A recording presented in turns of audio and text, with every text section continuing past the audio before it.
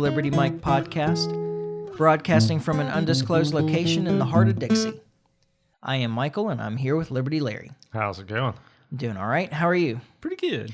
Happy Thanksgiving, or Yeah. day after Thanksgiving. It's Black Friday. Happy Black Friday. Yeah. You know, Here we are working on the holiday.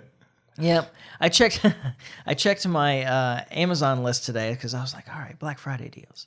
Yeah. Nothing. No, Nothing. You're nothing looking for on my Cyber list. Monday. Yeah, I am looking for Cyber Monday. I mean, if you go on Amazon, that's what you're looking for. Black Friday, I mean, I don't know. I know Amazon has Black Friday. They do Black Friday stuff, but they're really more Cyber Monday.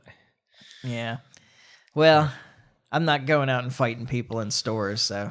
Yeah, I mean, I work in retail, and my retail establishment isn't exactly a Black Friday destination. Yeah. But we usually have a little bump on Black Friday. Normally what we have is people go hit the big box stores, and then when they're done, they kind of come hit us. But we didn't have a whole lot of that this week or today. So it was pretty tame day.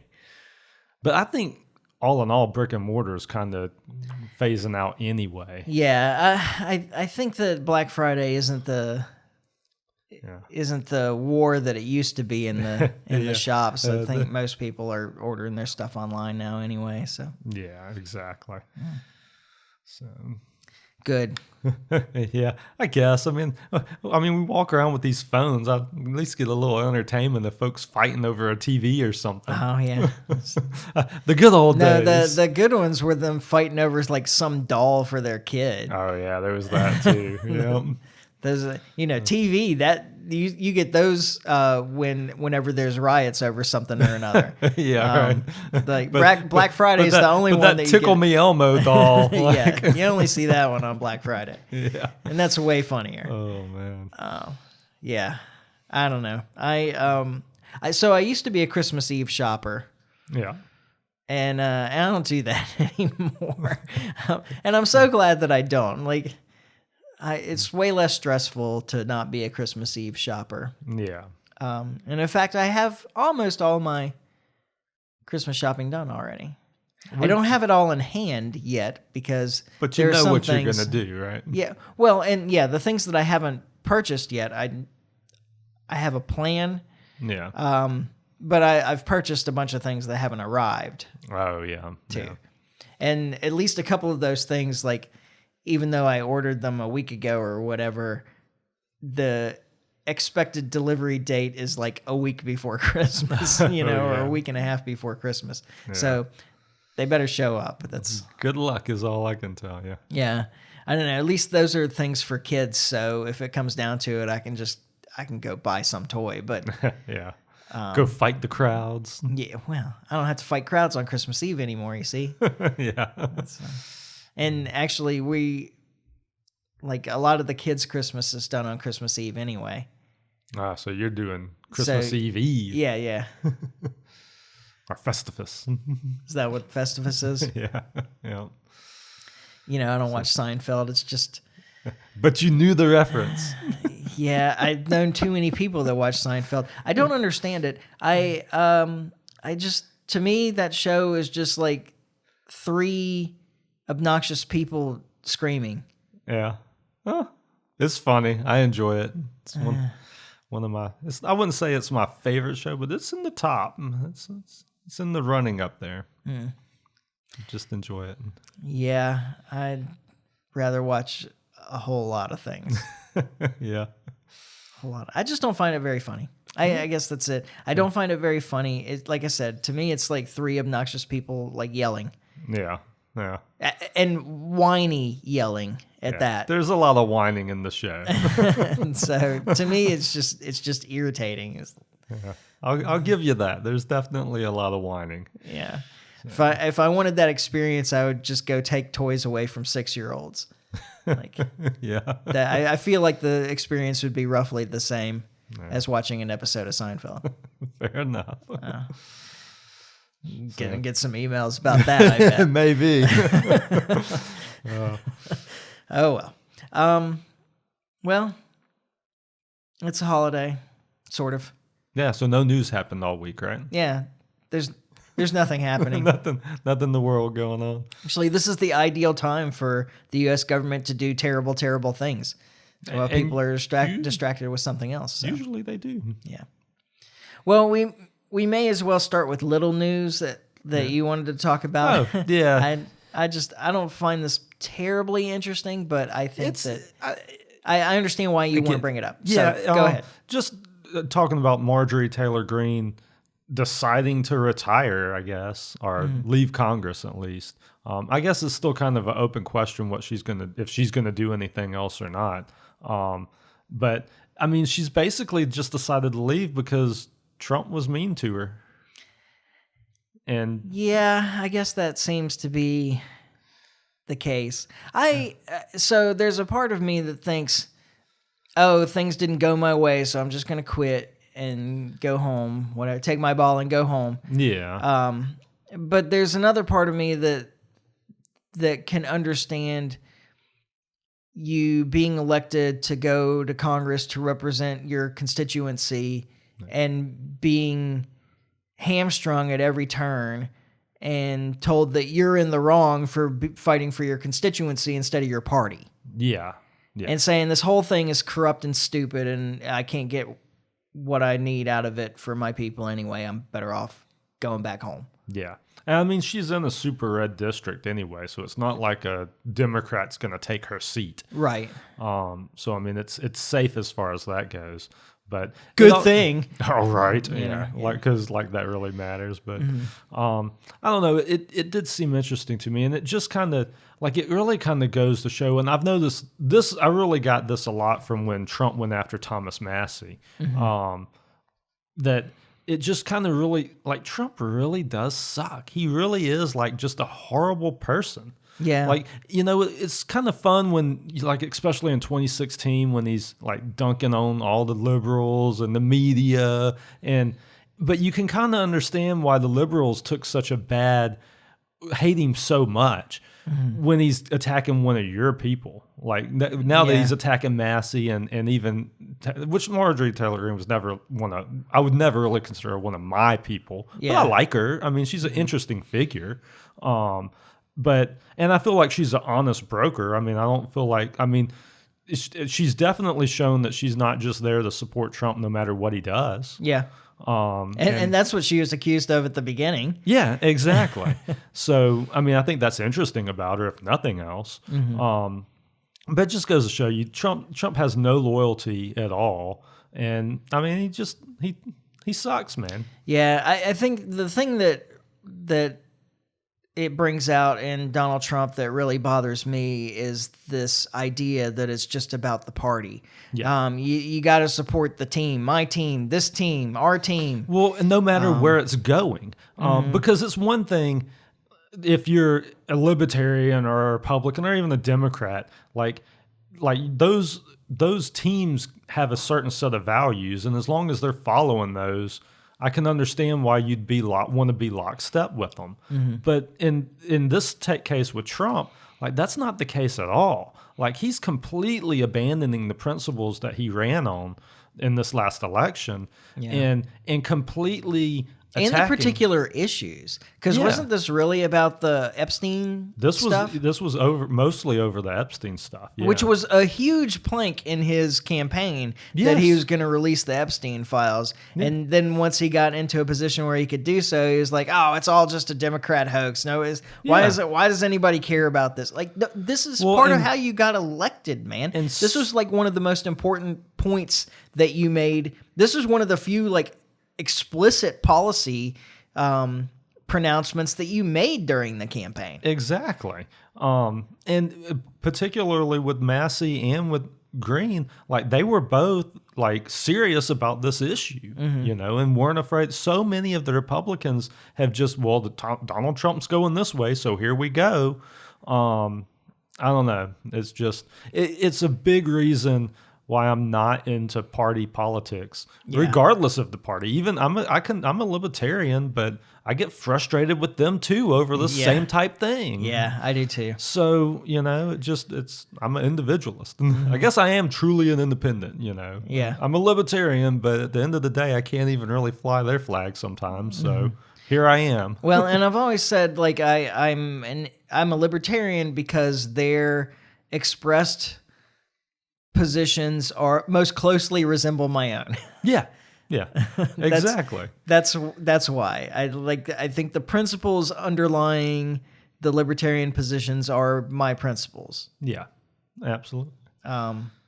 Regardless of what the party decides to do. Exactly. You know. Yeah, exactly. Well, I mean, I think that she was an interesting character in national politics, and I there might be something to like the No Agenda guys' idea about Trump's plan with the Epstein thing to make it a huge campaign issue, but we got to drag it out for a little while longer before everything gets released. Yeah. I don't know about that. I mean, like I problem said, there might be something I see with that is that it just feels like Trump, like this wasn't in the news. It's not like people were clamoring that this needed to happen right now. And Trump worked to shut it down on his own. Like he just brought he could have very easily, if that's what he wanted to have done, thrown other things out there to get it to the midterms to make this a midterm issue. Yeah. Like that would have been such an easier and he's a good enough marketer to have understood that if that's what he wanted to do, he could have strung the media along because he plays them like a fiddle to get to that point. He came out just kind of what seemed like out of the blue with this, like, this has got to go away now with this whole, it's a Democrat hoax thing. And it just, it doesn't feel like, I feel like you're looking for that 4D chess thing that's not there. Yeah. Yeah. I think the biggest problem with it is that if the Epstein files come out, I'm really confident that they're going to be really damaging for Republicans too. They will. And that's always been the thing with this issue, and the reason it doesn't ever go anywhere is because both parties stand to lose here. Yeah. And it could potentially be a big enough thing that it could cause some major, major disruptions in the political order. Mm-hmm. And none of them want that. Yeah. So. Yeah. Anyway, like I said, I just felt like it was worth at least kind of going into a little bit. I hate to see her go. Be interested to see if she does anything else, but yeah, I'm disappointed in the appearance that she's just like giving up. Oh, this sucks. I quit. Yeah. But like I said, at the same time, I understand if you went there to achieve something particular for your constituents, and you realize that that's not part of the game. Yeah. Yeah. Exactly. That's not what those people are there to do. Yeah.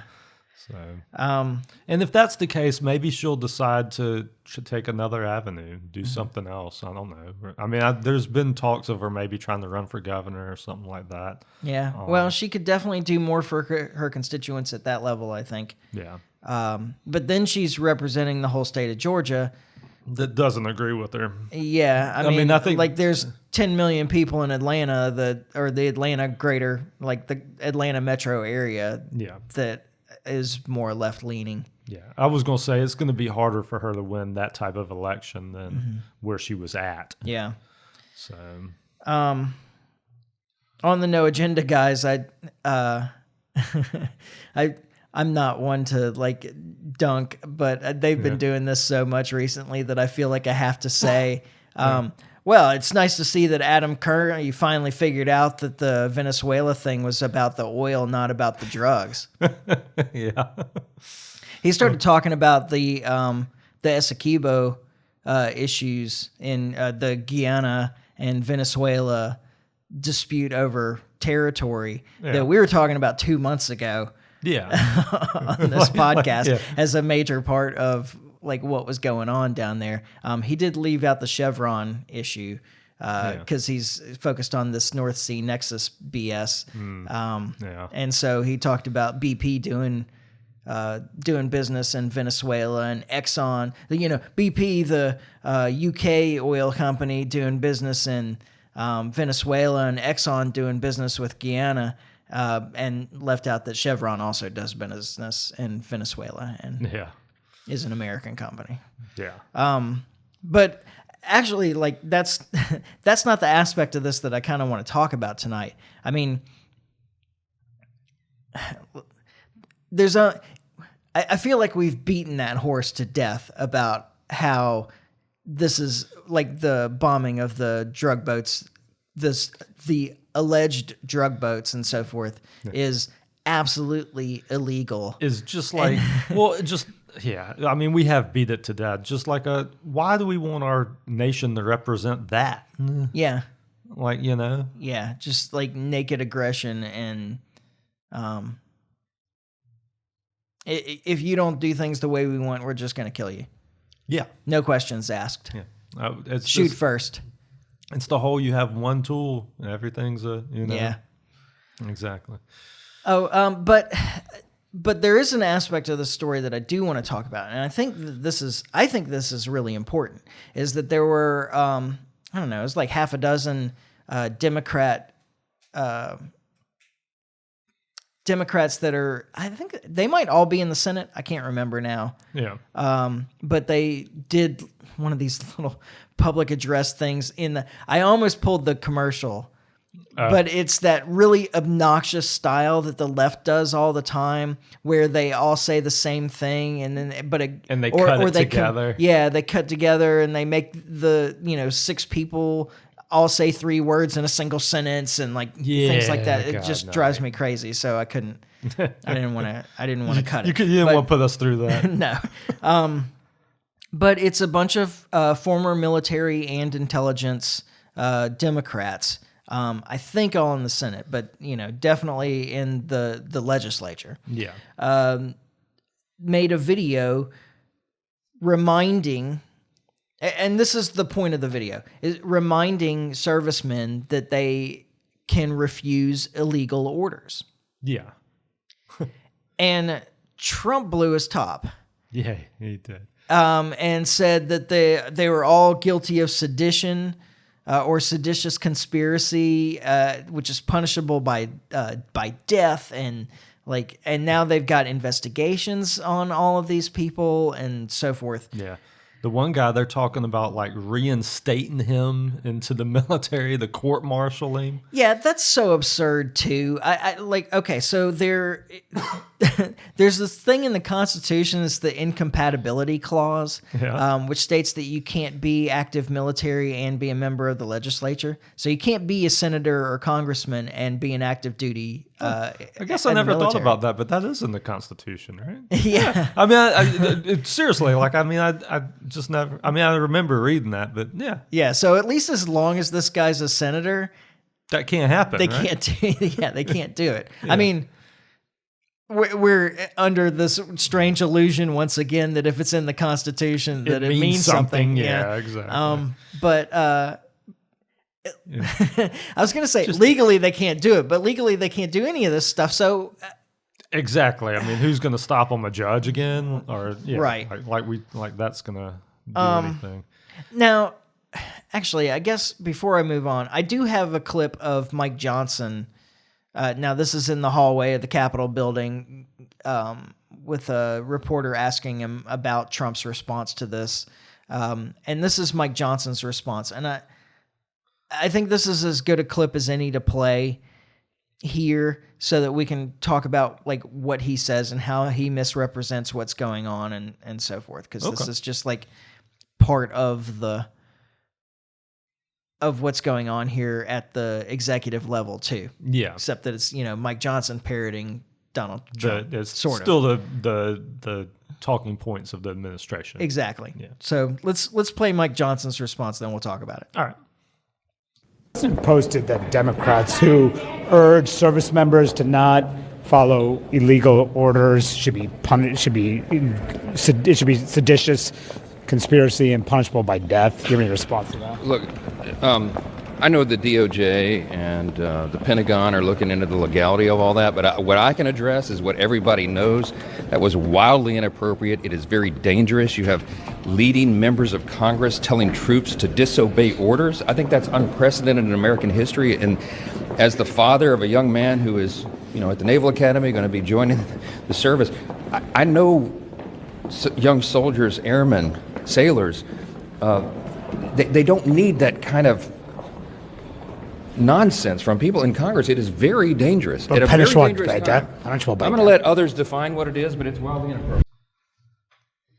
Okay, first things first. He says, made a video urging military men to refuse orders. Yeah, or to disobey orders. That's the word he said. And that is because if you just listen to the question and then his response, there you immediately see the contradiction there, the where he's the misrepresentation. Yeah, misrepresentation is the right word. Yeah. Where he's just like making stuff up now. Yeah.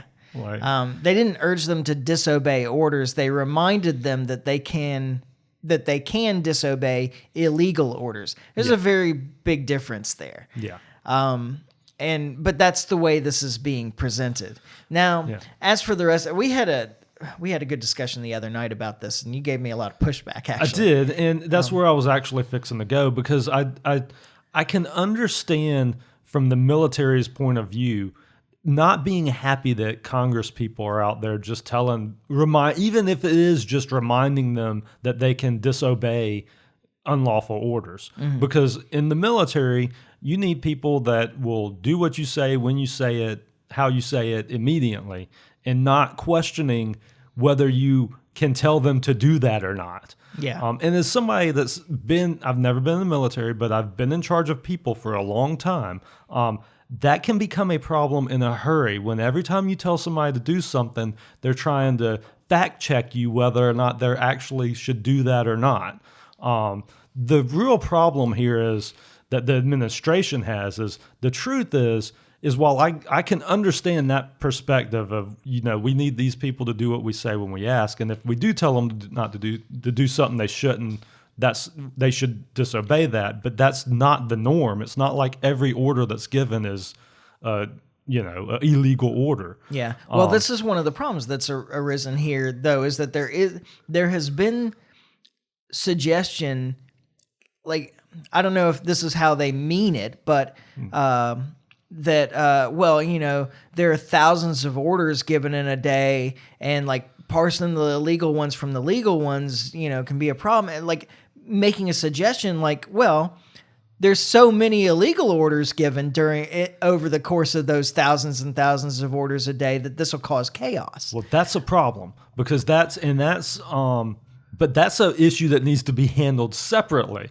right? As far as I can tell, because I can absolutely understand, like I say, having been in this scenario countless times, where once you have people that start questioning orders, like it gets out of hand in a hurry. Yeah. Well, the military already has an answer to this problem. Yeah.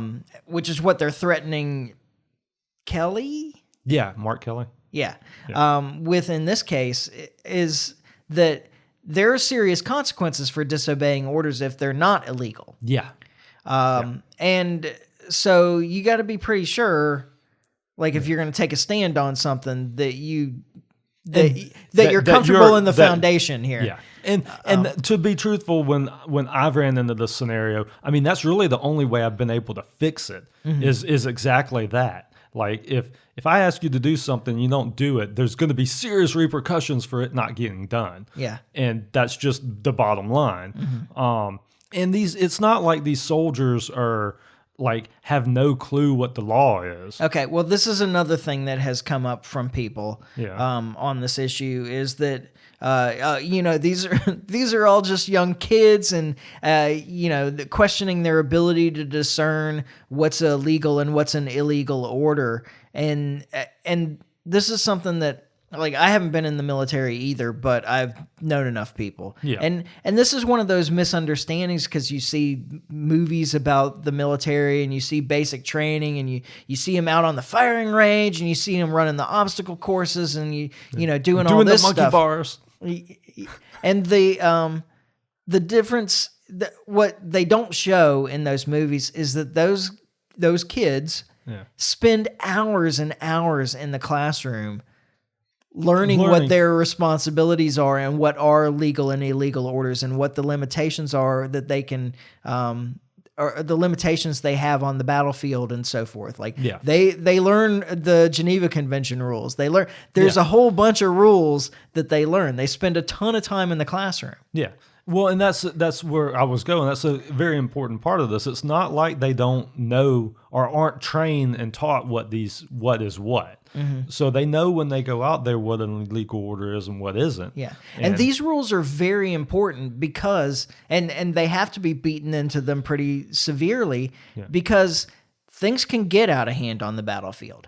And I mean, like the idea of, well, you want to you want to keep war as humanitarian as possible. Like that always sounds ridiculous to me, but there is a point to be made there. Like there are limitations. You don't want it to be, you don't want them fighting with complete abandon. Yeah. Well, yeah, absolutely. Yeah. And I can understand how it would be really, a lot of times the illegal way to do things can be the very easy way to do things. Yeah. And so it worked, once again, just working in my industry, a lot of times like the wrong way is the easy way. Yeah. But it's not the right way. Yeah. I mean, you don't want war to be a succession of melee massacres. Exactly. Yeah. Now, that's like a standout case in Vietnam, but if you start reading into some of the stuff, like that was being made an example of because it was happening a lot. Well, yeah, that's where I was. That's also what I was going to say is that wasn't an isolated incident. Yeah. And that's not how we want our military to behave. Exactly. Exactly. Yeah. So I think the concerns about chaos in the ranks notwithstanding, it is important that the soldiers are reminded that they have advocates in the Congress if they refuse orders that are illegal. Yeah. And an important thing to remember in all of this, despite the whining of the executive branch, is that the civilian government of this country does have oversight of the military. Yeah. The executive may be the commander-in-chief, but the civilian government, including the legislature, does have oversight of the U.S. military. And it needs to be that way because we don't want our military acting without civilian oversight. Yeah. Then we just have a junta. Yeah. And we don't want that either. Oh, absolutely. So I think that, I'm glad that they put that out there. And any attempts to prosecute them on this, I think that they're well within their rights, both in First Amendment rights and the fact that they're not encouraging a rebellion. They're stating a fact. Yeah. Yeah. Now, I mean, I'll grant they didn't specify what orders to needed resist, to be except that the illegal orders, they do have both the ability and the responsibility to ignore illegal orders. Yeah. No, I agree with all of that. So. And I'm glad that they did it. Yeah. And I wish somebody actually would step up and stop, because I don't know any other way to bring an end to this. It doesn't seem like the civilian government may be willing to go make a little commercial or whatever, but it doesn't seem like they're willing to step in there and actually put an end to the practice. Yeah. And because then they might lose some funding or they might not get reelected, I guess. Well, and at the end of the day, this all harpens back to politics. Yeah. I mean, it was a bunch of Democrats. I mean, they wouldn't have said any of this under Biden. If anything, you'd have the Republicans out there doing the same thing on the other side. So, I mean, it is all just politics. And I think a lot of this whole deal is just theater. You know? But I will say it's good for the troops to know that they do have an outlet, Yeah, I mean, this is the worst. Wow, now I have to think. Am I comfortable making this statement? I think so. This is the worst thing that our government's doing right now. Oh, talking about blowing up these boats. Yeah. Yeah. At this moment, I think that's a fair statement. Yeah. You know, we're not blowing up anything in Iran right now. You know, I mean, we're doing a lot of horrible stuff all over the place, but I do think that this would qualify as the worst thing that they're doing. Because at least the other places where we're involved in conflict, it's actual like armed conflict. Yeah, this isn't. Yeah. So I'm just kind of curious. I hadn't really like thought this out, but so if these soldiers that are bombing these boats right now do start refusing those orders, like what's that going to look like as far as, I mean, I don't know that we'd see it. I think it no, that's a bad example. I'm not going to use that.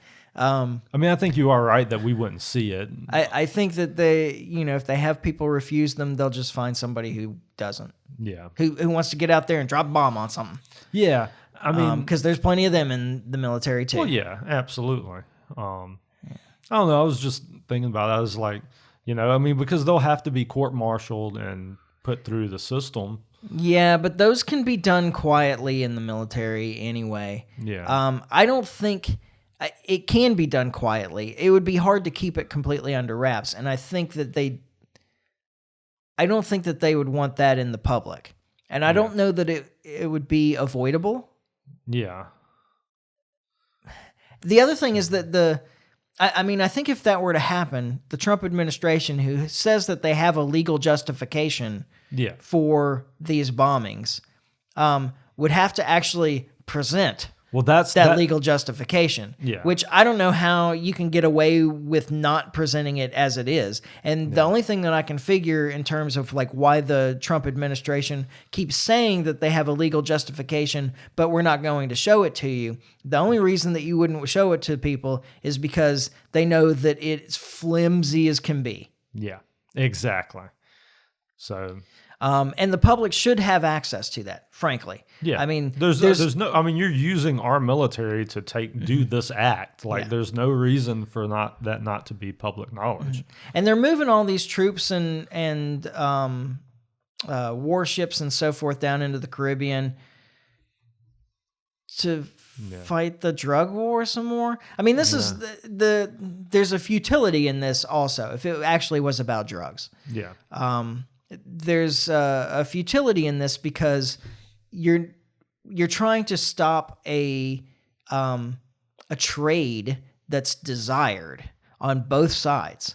Yeah, exactly. Like they're not forcing drugs on anybody in this country. No. In fact, these aren't even going to this country. But even like if you concede that point, if you concede that point, like this is a completely this is a highly desired product in this country. Yeah. It's like, I think I mentioned last week, I've been reading about the opium wars. Yeah. I think I mentioned it on the podcast. I know I talked to you about it, but I think you mentioned it on the podcast. Yeah. Pretty sure. I think so too. This is one of the problems that China ran into before the opium wars, is because like the opium use in their country had gotten to a huge proportion.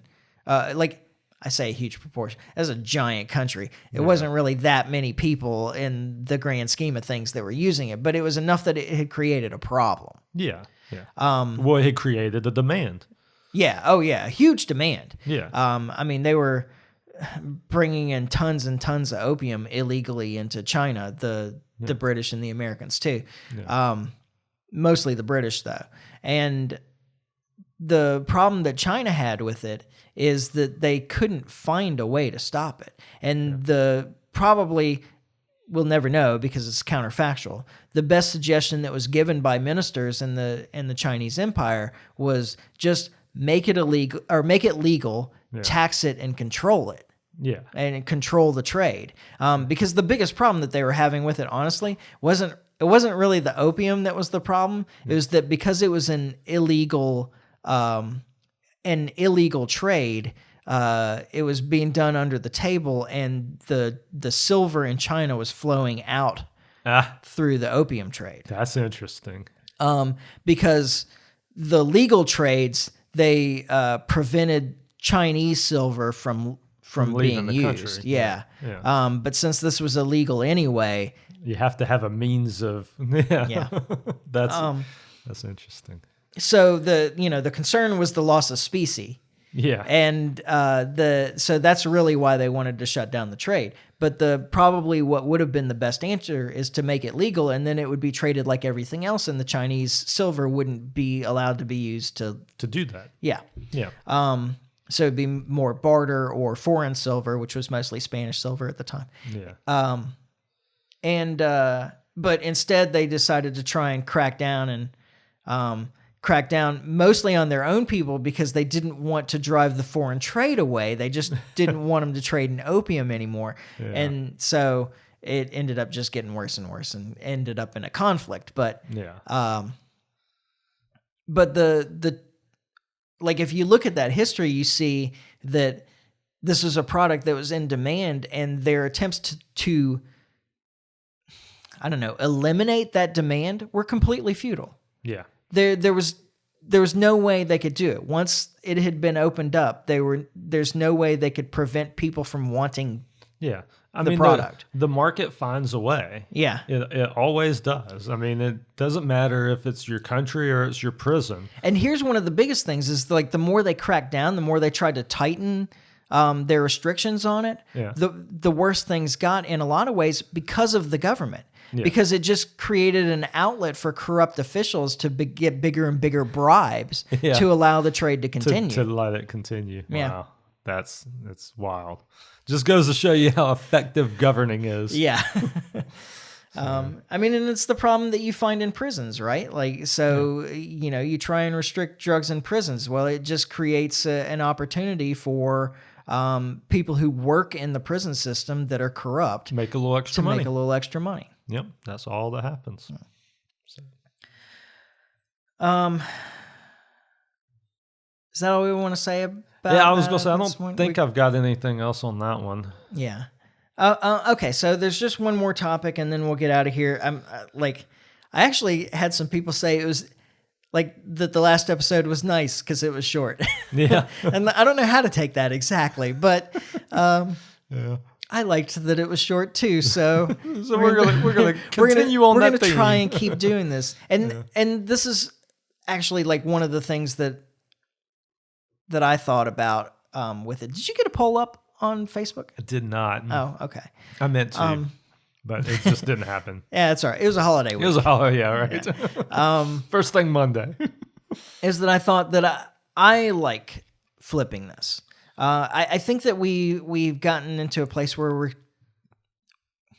we're trying to be a news program, which was never the intent of the podcast. We're trying to hit all the important news topics, issues. yeah. And I think that I would rather pick a couple of news topics and try and focus on the philosophy of government on the other side of it. Yeah. So I find this an interesting topic because we can talk about the restrictions on what military can and can't do, the free speech aspects of it, of the people that are encouraging or reminding the soldiers that they can resist illegal orders, the issues with drug trade anyway. Yeah. This is like a single news item that we can talk about a lot of aspects of government itself. Yeah. And I think that I would like to try and push more Gear back toward in more that direction towards- again. Yeah, which is where we started initially. Yeah. Yeah. And talking a lot about foreign policy idiocy, which is what this last topic is. Yeah. So Trump had his 28, now 19, I guess, point peace plan that he presented that was at least looked at in Moscow with some positivity, some optimism. Yeah. Then Rubio went and told the Europeans, "Don't worry about that.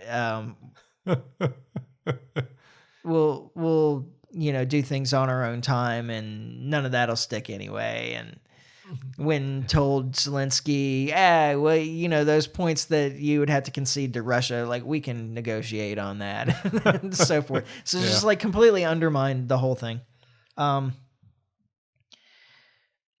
Proving once again that Trump is bad at hiring.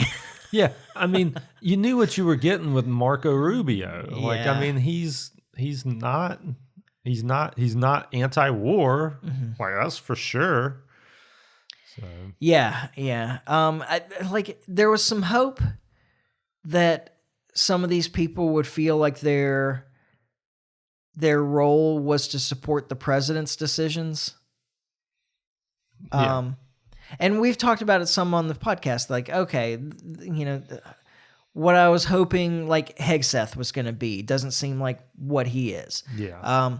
But then we've also presented the other side of that and said, well, there is a point though at which that the cabinet, these secretaries and so forth, that they're, regardless of what they're saying behind closed doors when they're advising the president,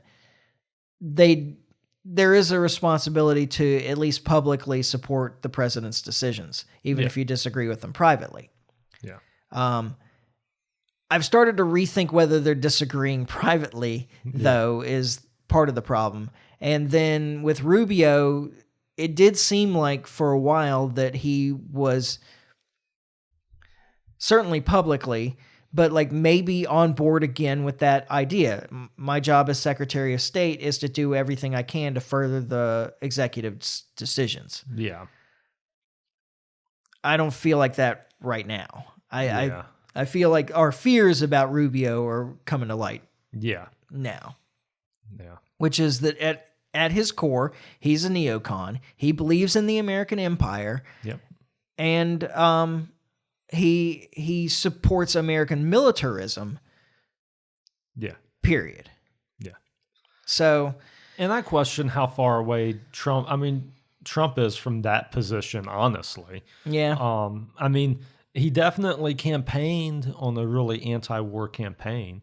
But he's so far from where he campaigned on every issue. Yes and no. Like I mean, his he default is maybe like to wind down the wars and that type of thing. But even that almost feels like it's just something else that he wants to be able to brag about. So what? I mean, I'm fine with that. I'm not saying I have a problem with it, except for the fact that, like, with him not truly being there and it being just that, I don't know, it just makes it flimsy.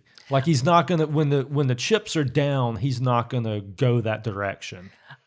I understand what you're saying, but I think that part of it is that you just have to accept that he doesn't really have any principles. Well, you do have to accept that. Like, that is true. And then the second part then being that, like, if it's just something so that he can, something more to, like another feather in his hat for his legacy or whatever, then great. This is the biggest motivator this guy has. It is. And if it's motivating him towards settling the military conflicts and bringing troops home and so forth, then great. It's the biggest motivator he has, and it's pushing him in a direction that I want. Yeah, that's fair. I mean, I definitely agree with that. I mean, I don't care if he's just doing it so that he can get his Nobel Peace Prize or whatever. Yeah. In this case, the means aren't immoral, and the end absolutely is. Yeah. I mean, no, sorry. What I mean is the end is absolutely moral. Yeah. And so, I am not the means justifies the ends person, but in this case, there's nothing wrong with the means. Yeah. No, I don't disagree with that. It's just, I don't know. He's such a disappointment in so many areas. Yeah. Talking about Trump. Yeah, he is. I agree. But there is something there.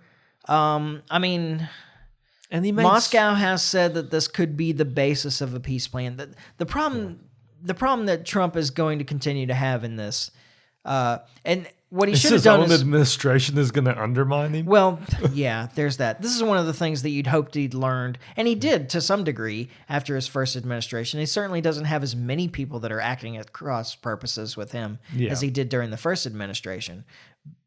But he hadn't eliminated that either. Yeah, exactly. And the problem he's going to continue to run into with Russia-Ukraine is that Ukraine still believes that if they get enough support, they can win. Actually, I think Ukraine, what they really believe is that if they can get active involvement from Europe or the United States, that they can win. Yeah. Even then, I'm not sure that they can, but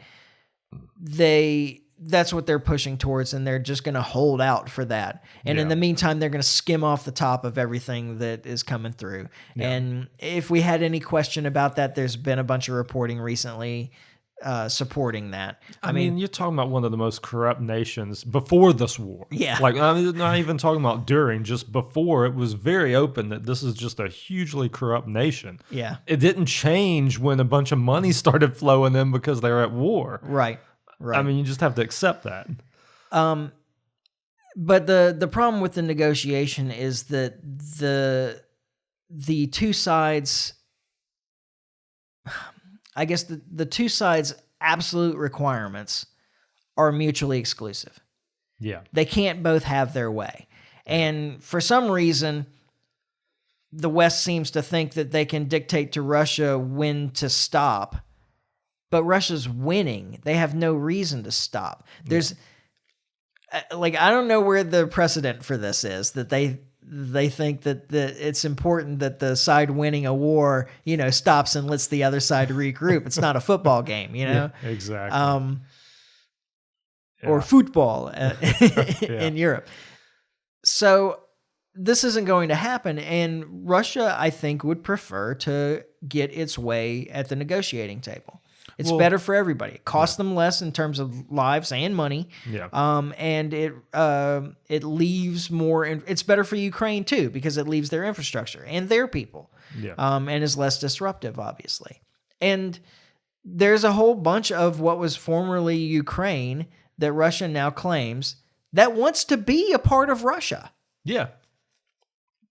And so I mean, like, even if you tried to give it back to Ukraine, we'd just be back at square one. They'd be fighting their own people again. Yeah.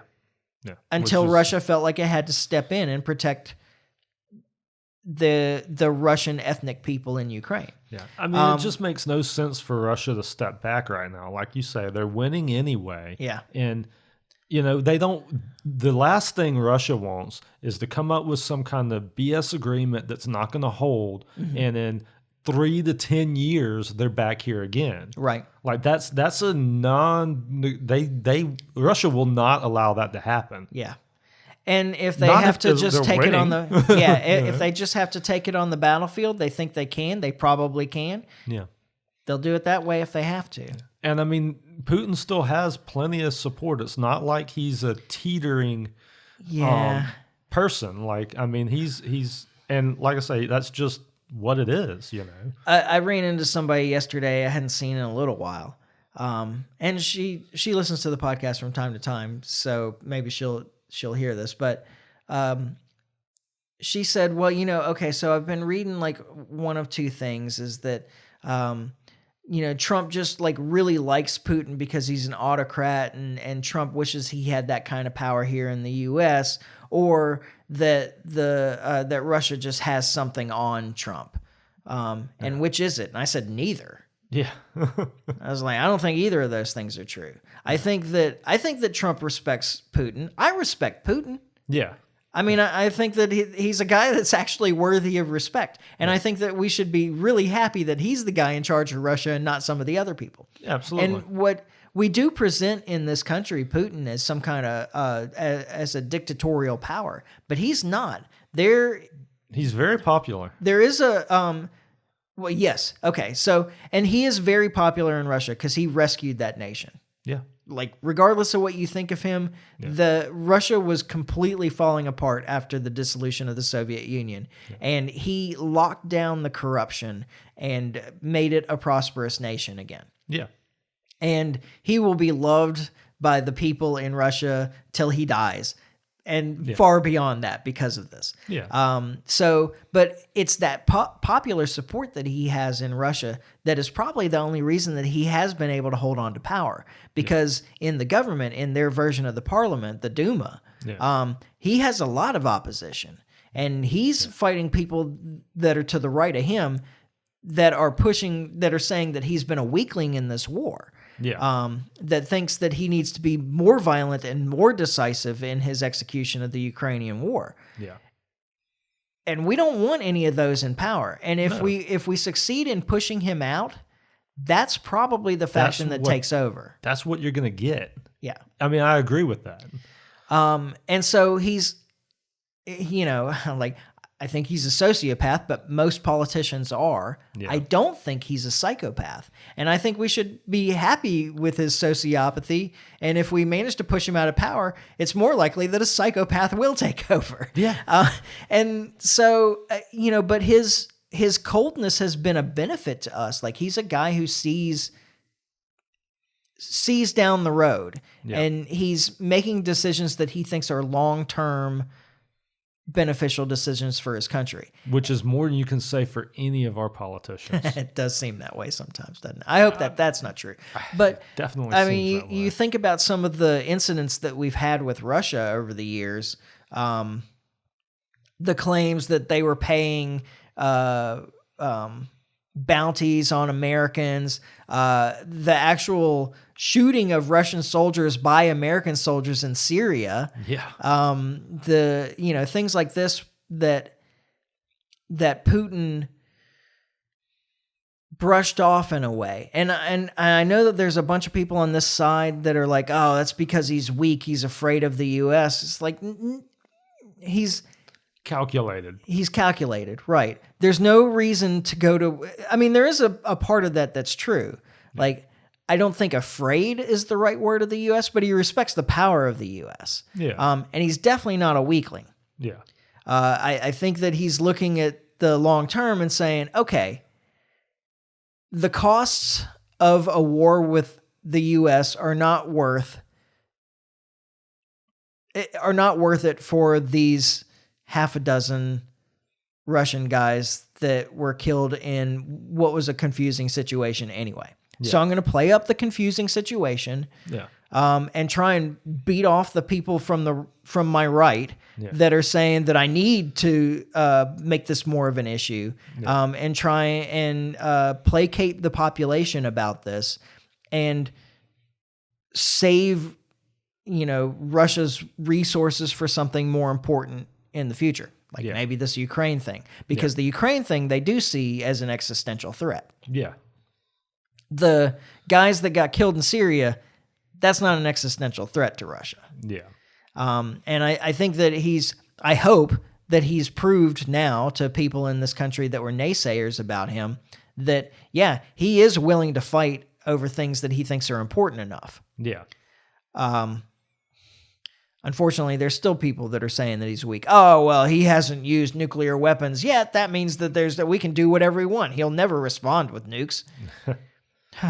Yeah. How far do you really want to test that theory? Exactly. I don't know. I think that we should be happy that Putin's in power in Russia. I think that if we were able to push him out of power, we're not going to get our guy. Mm-mm. We're going to get one of those guys that has been criticizing Putin for being weak in Ukraine. Yep. Exactly. And we don't want to see how that plays out. Nope. So, all right. Well, on that happy note, that was kind of a happy note. Hey, at least Putin's in charge in Russia and not one of these crazy guys that are in opposition to him. Yeah. Yeah. Because like I say, Putin ain't going to be there forever. No. And there's nothing more important in the world than that Russia and the U.S. not go to war. Yeah. Yeah. Exactly. Nothing more important in the world. Yeah. So, okay. Well, we ran longer than I meant to. Got to talking about Russia, Ukraine. Yeah. It's going to do it every time. And you know how much I adore Putin, of course. You're a Putin sympathizer. Yeah. I think the man's worthy of respect. Yeah. I mean, anybody who doesn't believe that interview he did with Tucker Carlson should. Yeah. I mean. Did you see the stuff he did with Oliver Stone a few years ago? No. That's some good stuff too. That's like 6 hours of Oh wow. of Putin talking. Yeah. Oh. I mean, he's a educated. He knows his stuff. Like I say, he's Yeah. more impressive than anybody not anybody, but than most of our politicians. Yeah. We I got agree. there's a few good ones. We got a few that are all right. Yeah, if we had a Putin here, for America in the same way that Putin is for Russia, I think that most Americans would be praising that guy. Yeah. Yeah. So, all right, we'll wrap up on this Black Friday so you guys can get back to your shopping. And I know you've been sitting in the car at Walmart waiting for the Hanging episode on to every end. word, right? And said, "Man, they promised me a short episode." Yeah. All right, but we'll be back. Let's see. Next week will be our first podcast of December, I guess. Yeah. Going into the And, holidays. As we get closer to Christmas, we'll have to figure out what the plan is for Christmas time. I don't even know when Christmas is. I don't. I haven't looked at the calendar. I guess I got to do that. Yeah, I don't know what day of the week or anything, but we'll figure it out. Right now, you only have to look a week in the future. Yeah. And so we'll be back next week. In the meantime, you can follow us on Facebook. You can subscribe on iTunes, YouTube, Podbean, like and share, comment. You can always email me, michael@thelibertymike.com.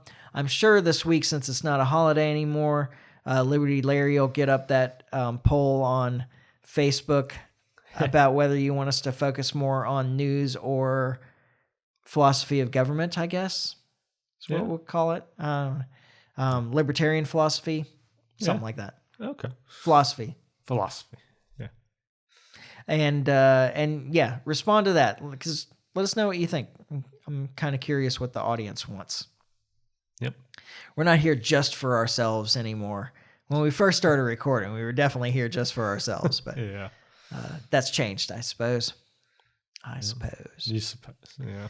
And we'll be back next week when we finally get this right. And in the meantime, try to stay free. Life short, live free. Ciao. Later.